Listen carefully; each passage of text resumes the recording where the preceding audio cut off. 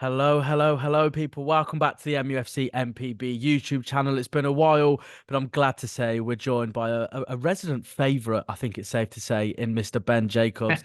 This individual is so busy. And I was thinking to myself, Ben, I always ask my guests about what it's like to cover Manchester United. But then I started to think to myself, obviously I work at TalkSport. You're a TalkSport Saudi correspondent. You've got incredible links with Chelsea and all the other teams across Europe and then also across the planet now. I just don't know how you do it, Ben. Are you keeping well? I think is my first question before we dive into the Man I United stuff. appreciate that.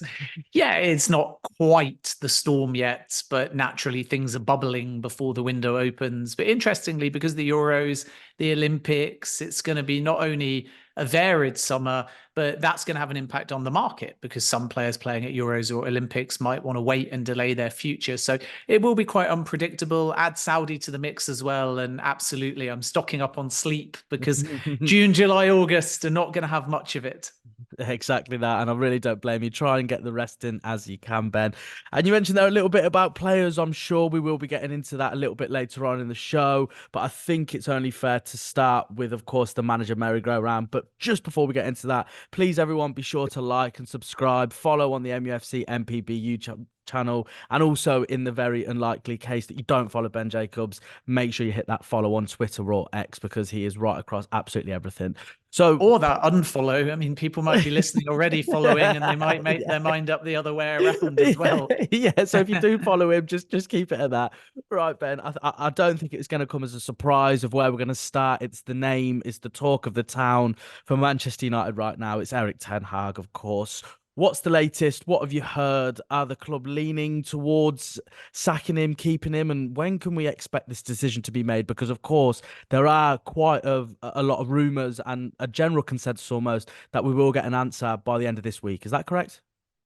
Well, I think the review process is very genuine and all parties went in with an open mind. So the first thing to say is my understanding is not that anything was predetermined before the FA Cup final. I respect, by the way, colleagues reporting slightly different things. And I think that's important to stress. I'm not here, nor is any other journalist, to shout down the hard work of others. But my own knowledge is that we don't have clarity yet because this review is very genuine. And that means having a freedom to challenge and arguing from all sides, looking at data, projecting to next season, looking at the model that's being built. So if we flash back before Jim Ratcliffe, it was always about scapegoat the manager. And now they're looking at two things. One, Manchester United have underperformed in the Premier League, but ultimately won a trophy. And Ten Hag's the first manager since Alex Ferguson to win trophies in back-to-back seasons. So is he going to be able to thrive in a new model that's foundationally strong? And has he actually had any benefit from that? And of course, the answer is no, because Jim Ratcliffe and his team have basically only just come in as well. So that's a big consideration, the projection, rather than only the look back or post-mortem on last season. And as of now, and again, I stress it's fast moving. It could change in a minute. It could change in an hour. But as of Tuesday lunch, the review was still ongoing. And I was told in the early part of last week that it was a 4 or 5 day process. And again, as of this morning, Ten Hag has not got an answer. And there's almost two processes because you have to plan in case they get rid of him. So they need to succession plan. They need to also factor in, if they get rid of him, who else is available in the market.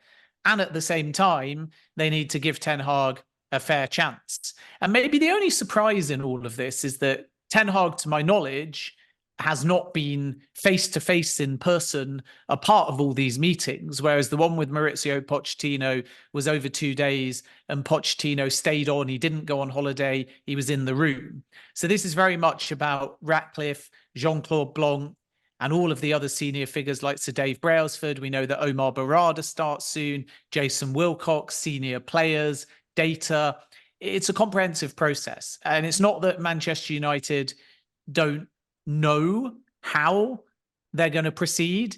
It's more a case of a thoroughness within the review and a freedom to challenge before making the final determination. So everyone can say it's been argued from all sides. And that's why, as I reported last week, I'm told Jean-Claude Blanc, the interim CEO, is being tasked with the case for Ten Hag, and Sir Dave Brailsford has put arguments forwards against. Now, that's not to say that they are arguing or at odds. It's to say, again, you need the freedom to challenge and you need to look at the situation with Ten Hag from all angles. So I don't think we'll have to wait too long. But as a journalist, I'm not prepared to hedge bets or put odds on when it's going to be. What's important is not the day they announce it. What's important is they make the right decision for the football club. And as of this morning, the review was still ongoing. Let's see what the next hours and days bring. Yeah, I think it's a salient point that you make there, Ben. And I think that the frustration essentially comes from Manchester United fan perspective is the fact that there has been no clarity. You know, I put a tweet out, I think it might have been yesterday or the day before, you know, that they've been in for a few months and of course they're trying to, you know, sort everything from the top and work their way down. But when the manager's in such limbo and when that is the face of what the fans see on a week-to-week basis, it can become frustrating. And I think the quicker that the club will find a clarification on this, I think the better for everyone. And almost because they can just move on with the situation, irrespective if they do keep Ten Hag or not. Yeah, but also clarity is important. I get that, but it's common sense that clarity will come eventually, right? And clarity will become obvious before pre-season because they're not going to let it rumble on where the players are returning and the manager doesn't know whether he is or isn't returning. So clarity is actually, in terms of the speed, not as important as the thoroughness of the process. And it'd be really easy for me or anyone else to come on and say, this is definitely happening. And fans say, thank God we now know. And isn't that the sign of a definitive decision that's been made quickly? But really, this new Jim Ratcliffe sporting side of the business are trying to do things differently and not be cutthroat and not be rash. And imagine if they told you the day after the FA Cup final that Ten Hag was going, then yes, that's clarity and speed. But maybe some fans would say they've not thought about it properly. And it's harsh on Ten Hag because it's in the immediate aftermath of showing what he's capable with probably the best performance of the season against Manchester City. So that's momentum. And then similarly, if they stuck with Ten Hag too quickly, certain fans would say, how could they not assess the market? How could they not see who was out there? And if the season didn't start well, then the whole narrative would be, once again, Manchester United have made a decision too quickly. They've not done their due diligence. They've not been thorough enough. They've not had an honest and open debate. So for me, this limbo, and I'm not a Manchester United fan, so I understand why fans may argue differently and be frustrated by it because there's a thirst for news. But for me, it's a strong indication that the model has good bones because they're not taking their time. So if they get rid of him, they can say, look, it wasn't predetermined. And they're not taking their time just to be slow because they're undecided. They're taking their time because the key unknown variable is what will Ten Hag be like in a new model with different players and with hopefully a fitter squad and a younger squad, given that Varane's gone, Martial's gone, Casemiro might go. And it's the first window of recruitment under Jason Wilcox and eventually, when it gets sorted, Dan Ashworth as well. So that unknown variable is difficult to quantify. And the reality is that what do people remember in football? Wins and trophies. So if Ten Hag goes, then eventually the Ronaldo saga, the very sensitive Greenwood saga, any other fallouts, any other cultural issues, any other limbo and uncertainty caused by the length of Ratcliffe coming into the football club, that will be forgotten. And he'll leave as a manager at Manchester United that won 2 trophies in 2 seasons. So if you give him stronger foundations, then in likelihood, he stands a very realistic chance, like him or loathe him, of winning more trophies. But how can you quantify that compared to other candidates in the market? How can you project on that? And how long is this model that's different on the sporting side going to take to build, especially given Manchester United's financial constraints? So these are all the considerations. And people will be listening and say, well, can't Ben Jacobs just tell us if he's staying or going? But if Ten Hag doesn't know yet, and if Omar Barada doesn't know yet, and if Sir Jim Ratcliffe doesn't know yet, then why the hell would Ben Jacobs, or to be perfectly honest with you, any other journalist know? Once we know, we'll report it. But right now, the caution is because it's a fluid situation. And at the time of recording anyway, the review is ongoing. But what I would say is, taking the journalism aside, my personal view is that Ten Hag should be given time. I'm not saying that's what they're going to do. And I'm not saying there's not other top managers out there. And if there is a vacancy, keep an eye on Maurizio Pochettino, who, again, my own personal view is would be perfect for Manchester United. But because they're changing so much, I do think there's a logic in saying, give him next season, build on the momentum of winning the FA Cup and see what he can do. And that's just my personal opinion. But I think as far as the hierarchy's opinion, again, at the time of recording, they haven't yet decided. Yeah, it's an ongoing situation, to say the least, Ben. And I just hope, for everyone's sake, the journalists, Erik ten Hag, the ownership, and the fans, we get a bit of clarity. But just in terms of this manager conversation, before we move on to a bit of transfer stuff, obviously, as we know, they're doing their due diligence, as you stated. They're obviously trying to put some contingency plans in place in case they do decide to give Erik ten Hag the bullet. So, in regards to any potential names, you've just mentioned Pochettino there in your opinion, rather than anything sort of informational wise or anything like that you're going off in terms of Pochettino. What about Thomas Tuchel? Is he still in the running? If not, is it going to be a case of, potentially waiting even for Southgate to finish the Euros? Where are we with that contingency plan or plans, and what kind of names are we looking at if, of course, Ten Hag is unfortunate in terms of losing his job? Yeah, they've had to do succession planning. It's what well-run clubs do. It's not always a clue that a manager's going, but you start that if your manager's in demand, if your manager's under pressure, if your manager might go, if your manager's on a short-term contract. So again, this is a sign of a well-run club, and it means that there will likely be less managerial limbo, as I put it before, if Ten Hag departs. And on that succession planning is usually 10 to 12 names. And although before I said my view is Maurizio Pochettino will do well, factually speaking, Pochettino is on the succession planning list. I've confirmed that. So he is a potential candidate that may move from the long list of succession planning to a short list should a vacancy emerge. And Pochettino is happy to come straight back into work and would welcome an approach from Manchester United. And the reason why Pochettino's there, and Graham Potter as well, who could return to Brighton, could be in the mix if Southgate leaves England. So there's a lot of moving parts here. But the reason Potter and Pochettino are on the list is because Ineos have looked at them before with a view to Nice. So they're familiar with their work. And I think the industry with Pochettino feels that he was relatively hard done by in challenging circumstances at Chelsea. Chelsea's perspective, to be fair to the club, is that he wasn't a strategic fit. And we have to respect that. And the ownership are obviously judging him on football terms, but also around whether his personality and his philosophy are in line and aligned with the model. And they weren't in Chelsea's mind. But that's not to say that Manchester United won't have a different perspective. And then with Tuchel, there's been nothing concrete from Manchester United to Tuchel yet. But again, he's formed part of the succession planning, and it would be normal that he would be a name that they run data and due diligence on.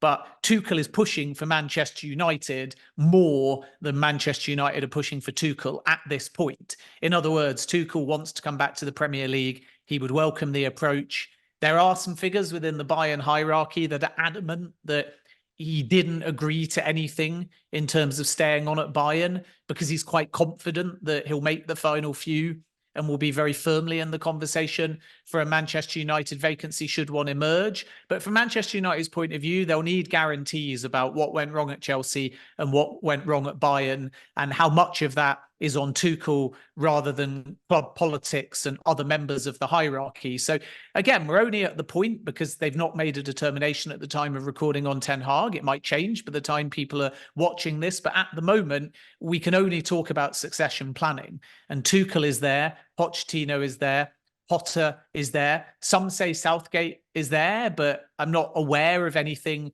particularly advanced. I know there's some suggestions that Southgate is quite high on the list. I'm not so sure at this point. I think we're going to have to wait and see. McKenna was there, but he signed a new deal at Ipswich, which is obviously an indication that he definitively wanted to stay at Ipswich and didn't want Chelsea or Brighton or to wait and see what happened at Manchester United.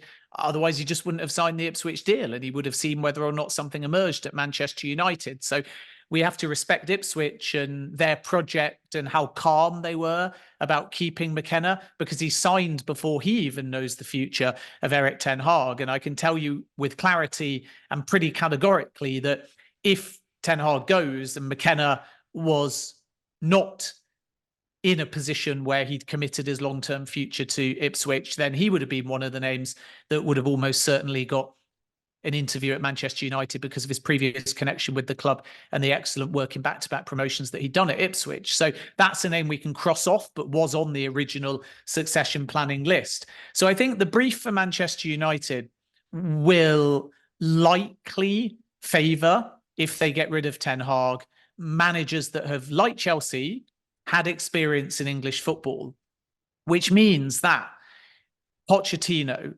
Potter, possibly Tuchel, possibly even Thomas Frank will be high on their list of thinking, because they're looking again for that experience of working in the Premier League, whether as a number one or as a number two. Obviously, Chelsea's brief was the same, as I'm alluding to, but Maresca was not a Premier League manager, but he had worked under Pep Guardiola. So that's, I think, what they're looking for. And that might end up discounting names like Xavi or Zinedine Zidane, who Jean-Claude Blanc really likes, but doesn't have experience managing in the Premier League. So if they do depart from Ten Hag, I do think that experience in English football, from what I'm told, is going to be a key consideration. Yeah, it's you just struggle to really understand and really compute where to start with this. You know, it's very difficult to sort of maneuver your way through as a Manchester United fan, or even someone who works in the media, in terms of what they're going to go down in regards to a route of a potential replacement. And of course, it's almost being spoken about with a bit of pinch of salt, isn't it? Because at the end of the day, we don't actually know if Erik ten Hag is going to stay or not.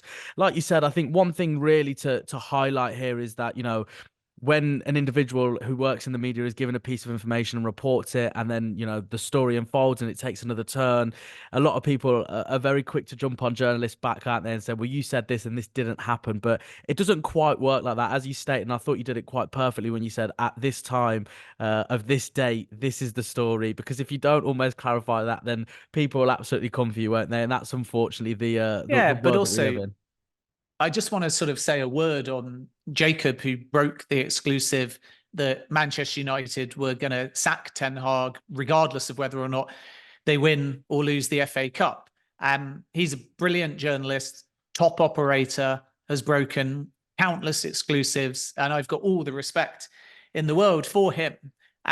Whatever happens now, there will be a rewriting. So if Ten Hag stays, then it will be, there was a review and they decided to keep him.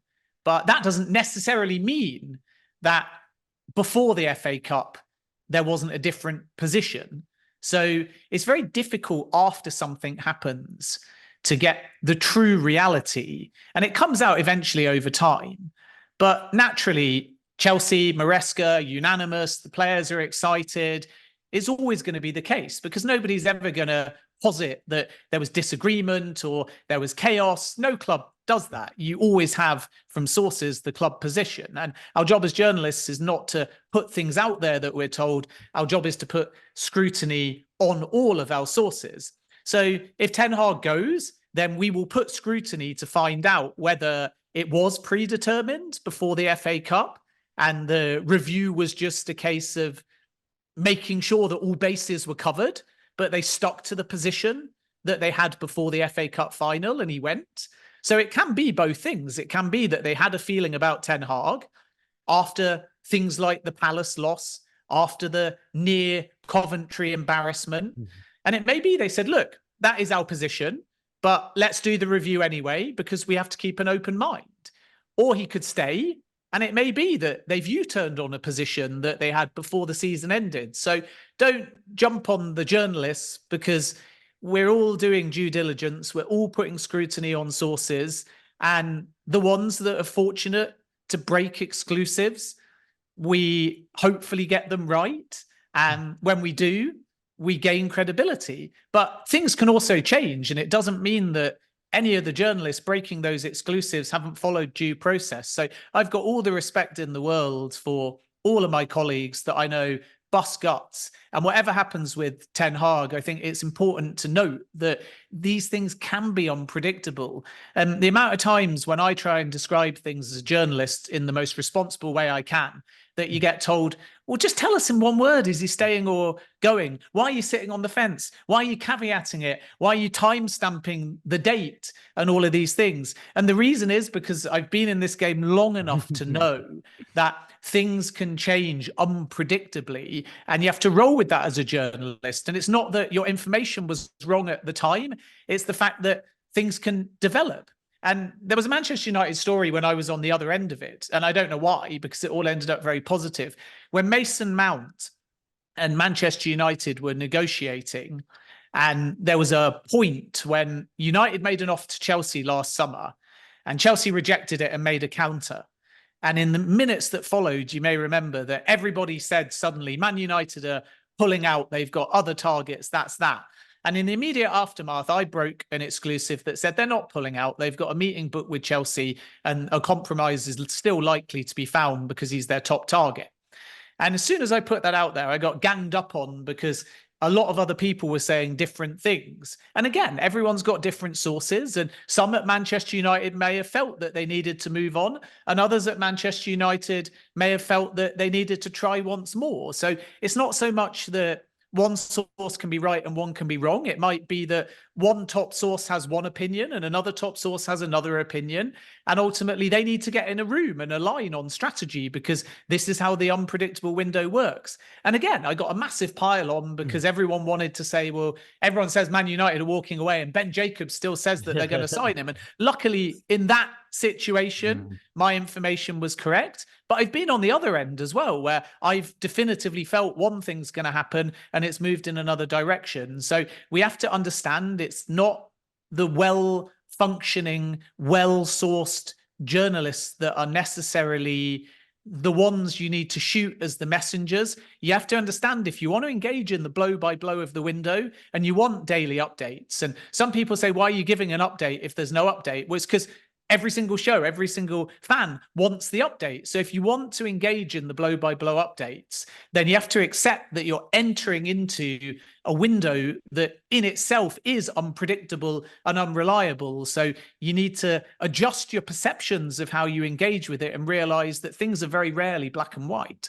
Yeah, absolutely bang on. I think if only I had like a soundboard here, Ben, where I could just play the applaud background noise as well, because I thought that's absolutely spot on there. I think it's very important, isn't it? Because at the end of the day, and I almost think to myself, it makes me laugh a little bit, you know, this transfer game, this information game that we're fortunate or unfortunate enough to be in, Ben, however you want to look at it. It's almost a lose-lose, isn't it? Because the ones that you do get right, very quickly they forget them, but the ones that you don't get right or they change, they will constantly remind you, even if you put a good morning tweet out. But I think that's another conversation for another day, Ben.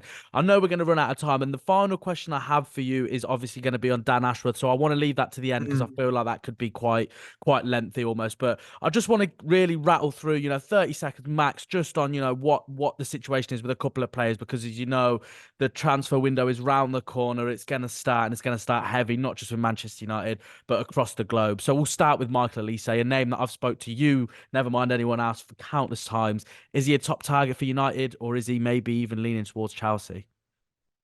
No, I think he's a top target for Manchester United, but ultimately they have to decide what position they want to strengthen in. And it may be that they move in other areas first. But Olise is very meticulous in his decision making. So I don't think this is one that either Manchester United or Chelsea have to move on urgently. I think it could drag on for a few weeks. And we have to respect Crystal Palace in all of this as well, because they're doing great under Glasner. And John Textor is looking to sell his 45% stake in the club. And as they seek new investment, they will want to stabilize and keep hold of as many of their star assets as they can. So Olise is looking like a straight race between Chelsea and Manchester United. But Newcastle, were they to find funds, if Bruno Guimaraes goes to Manchester City, for example, could be a dark horse. And Olise is going to take his time, because Chelsea and Manchester United are two different projects.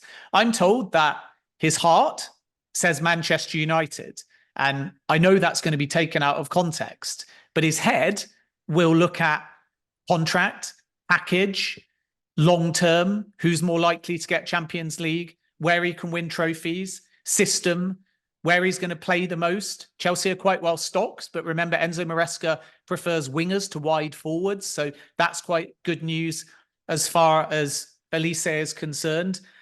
And then on top of all of that, there's history with Chelsea and there isn't with Manchester United. So was he already sold on parts of the Chelsea project from when they thought they triggered his old release clause? And can Chelsea use that and his relationship with Joe Shields to their advantage? So if we're really boiling it down as of now, then Olise, heart-wise, would love to play for Manchester United, and Manchester United can use that to their advantage.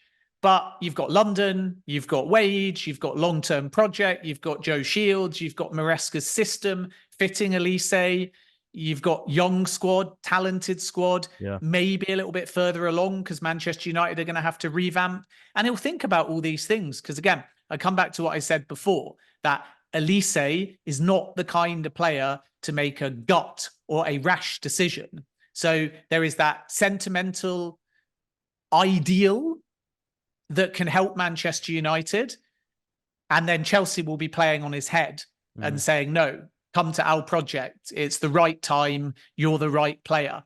The other thing in all of this for both clubs is they're going to have to find 60 to 65 million in likelihood to trigger the release clause. And that's not money that Manchester United just have at this point. So we're also going to have to look at financial considerations too. But I think that Manchester United will be seriously in the race for Olise. And they do have that one little advantage, which is sentimentally, Olise's heart is saying Manchester United. Yeah, it's again a really difficult situation for an individual to find themselves in because the allure of Manchester United is still there, but in reality, it shouldn't really be there considering the last decade of difficult times, should we say. We'll try and get through as many as we can, Ben, because I know that you're also strapped for time yourself. João Neves from Benfica. This is a name that's been bandied around quite a lot over the last few weeks and probably even months. Is this a concrete target or just a bit of paper talk? No, I think that there could be a possibility for João Neves, although I'm told more Arsenal rather than Manchester United, the club that have seriously looked. And the big money coming out of Portugal doesn't tally with what Manchester United have right now to be in a position to place a formal bid. So again, I'm not going to discount the reporting of others, but I have not heard anything too concrete or advanced at this stage on that front. I think Manchester United will be looking at Branthwaite and trying to understand the price.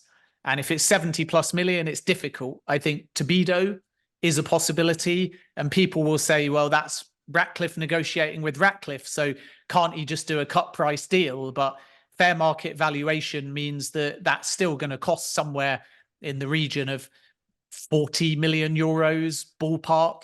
And that might be seen as value by Manchester United, certainly compared to Branthwaite. But I think if they could get Branthwaite, that's the one that they want. As I've said many times, the two endorsed in inverted targets, commas, I should say, targets, are Branthwaite and Olise, from the Murta old regime sporting department to the new one, Branthwaite and Olise. But Branthwaite plus Olise is 150 odd million. So it's unlikely they're going to get both without significant outgoings, which means that they may have to pivot. And this is why Manchester United had been exploring Tosin, free transfer, more cost effective. If all goes according to plan, Chelsea will complete that deal ahead of Newcastle and Manchester United. But let's wait until the ink dries because you just never know. But that just shows you they're pivoting and they're looking at more cost-effective options in defence because it might free up funds to allow them to go for an Olise or a player in another position. And then beyond all of the other sort of aspects and outgoings, we should still keep an eye on Manchester United and a traditional striker. And they are expected to be in the conversation along with Arsenal, who are pushing, and Chelsea, who are seriously in the mix for Benjamin Sesko. And I would add PSG. And I think that Leipzig are trying to persuade Sesko to sign a new deal and go in 2025. But my understanding is that it's still likely that he goes somewhere this window. And I would keep an eye on Man United, Chelsea, very much Arsenal, and very possibly PSG as his next destination is if he does choose to leave. Yeah, hopefully. Anyway, it's very exciting to hear all of these names being banded around, but in reality, it will probably be quite difficult. Just one final question. Obviously, as I said, in terms of Dan Ashworth, the arbitration case has begun, has it not? Where are we with that? Just before I let you go, I do really need to squeeze this one in, Ben, because I think this is a big factor in everything that's going on with Man United at the moment, isn't it? Well, I don't think it matters too much because Omar Barada's starting, Jason Wilcox is there. They've got the transition from the old regime and Murta. So they don't desperately need Dan Ashworth as of now. But the arbitration, as I've said before, is about a power play. And I come back to what I said before, that when Newcastle find their own sporting director, the arbitration may not be necessary anymore and all parties may come to a more amicable agreement. What Ashworth is trying to argue is that he was sacked, which is quite tough, in my opinion, because there appears to be records of him engaging with a job offer from Manchester United. And maybe he could argue gross misconduct, but that would be a very backwards position because usually that would be on the club to say you're in breach. You never had permission to engage with Manchester United. And then, of course, they could fire him, but they could then also force him to see out his non-compete. And that would not be a very healthy position for Ashworth or Manchester United to be in. So Ashworth basically has to argue that it's Newcastle that are negligent and that they got rid of him by making a very public announcement and barring him from the data room and barring him from the training ground.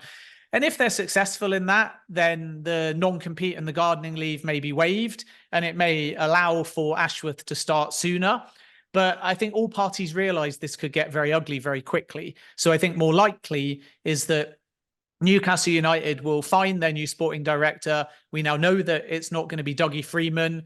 Johannes Spors, the 777 group director, is one of the names under consideration still, but there's a couple of others in the process. And naturally, because the window is about to open and Dan Ashworth is not working for Newcastle United, Newcastle want to get a name lined up as quick as they can. And there's no guarantees, of course, that name will be able to start immediately either, because if they're incumbent, they may have their own notice period as well. So once Newcastle have a name, then we wait and see whether this arbitration is still necessary or whether the parties can come to an agreement that sees Dan Ashworth start after the summer window for a much lower number in the 2 to 3 millions rather than transfer fee like 20 million, where he would be the same price as a Kieran Trippier or a Callum Wilson. But because the arbitration is so confidential, there's no real update at this point. We have to respect the process, but I still firmly believe that arbitration is a useful power play funded by Manchester United's legal department. But if Newcastle find somebody and want to move on, they won't want to be paying Ashworth any gardening leave. And I also think it's going to be very difficult, from what I'm told, for Ashworth to argue he was sacked by Newcastle United anyway, especially if he's still, by the way, receiving payments as part of gardening leave. So it's complicated, it's sensitive, but I genuinely believe when Newcastle find a sporting director, the impasse will be broken. And the last thing, by the way, I wanted to say is just that, and it's completely different to Ashworth. Manchester United have got one other hire in, who I understand starts tomorrow. So on the Wednesday, I say the days because I don't know when people will be watching this. And that's Toby Craig, who is replacing Ellie Norman as the Chief Communications Officer.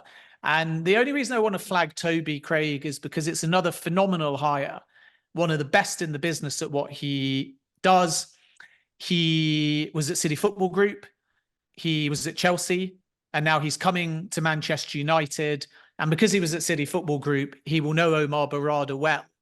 And even though, fans won't be that excited by some communications chief, it's another indication, and you'll see this here and there, and they might not make the headlines.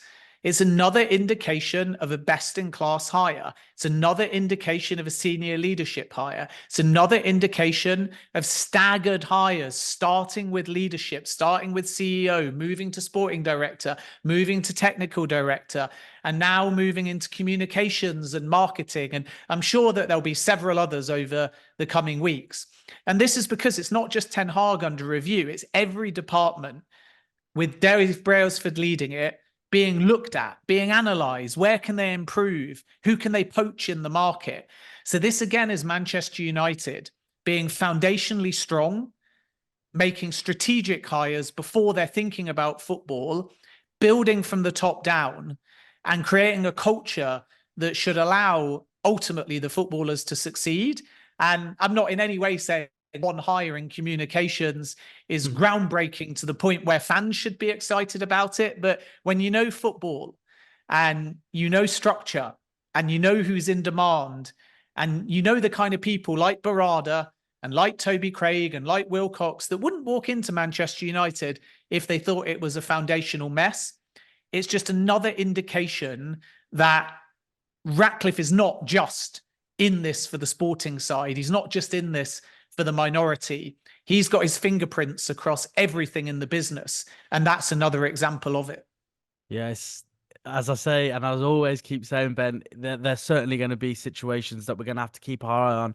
And that is what we will do on mufcMPB on the YouTube channel on X. Ben, thank you so much for your time. I know you've got a dash because I assume you've probably got another 100 of these calls and meetings about football, about everything else. But I just want to say a massive thank you for you to take the time out of your day yet again for the MPB channel. It's greatly appreciated. You're so respected amongst this community and beyond. So thank you so much. And I'll keep saying it to you, Ben, because I don't think you ever listen to me. Have some rest.